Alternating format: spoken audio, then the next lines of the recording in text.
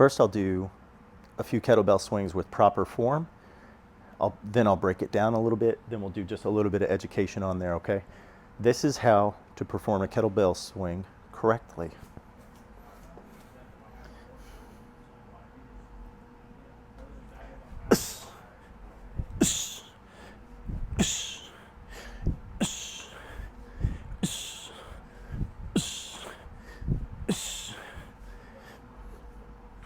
So what we're doing is, I love the kettlebell swing because it's just powerful in general, using the glutes to push the weight forward.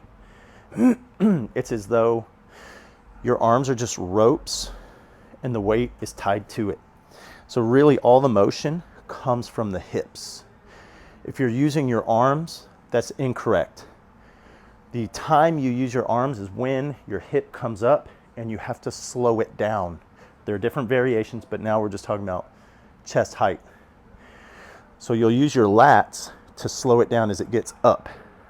Other than that, when it comes down, when the weight comes down, I'm physically tightening my glutes and using my glutes to slow it down.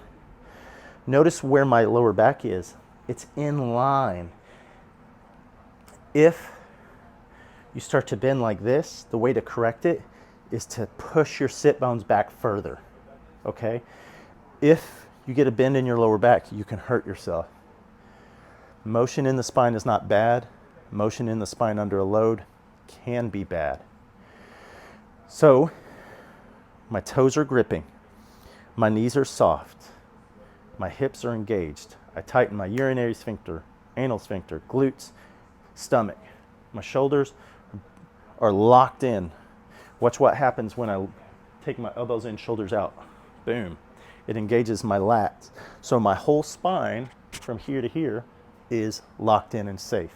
Again, bam, you'll see right here, I lock in. My belly is tight, my spine is safe, and I use my glutes. And as it comes up, I use my lats to slow it down. Elbows in, shoulders out. A default a lot of people will do is they'll bring it up and they kind of do this semi-squat. You'll get here and it forces you to do that. Hips back, contract your butt, and throw the weight. Now, a little bit of education.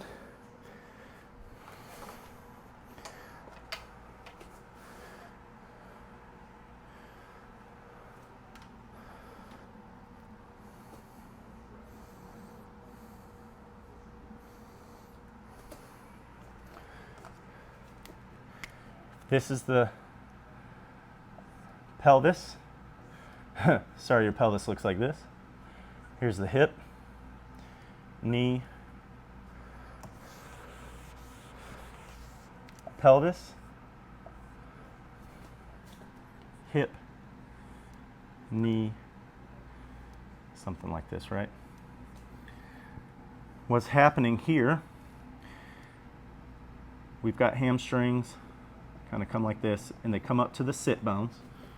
They come up to the sit bones, and then the glutes themselves originate here and attach to this bone.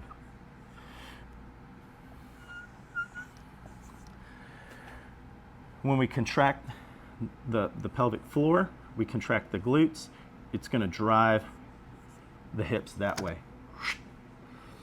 The abdomen itself, when it's contracted, it keeps us from collapsing. That's called anti-flexion.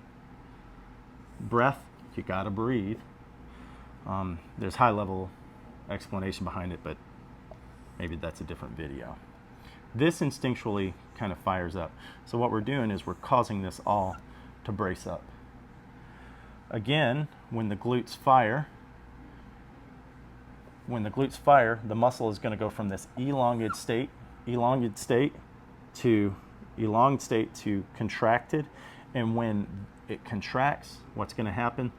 This bone is actually going to go backwards, which in turn causes the hips to go forward.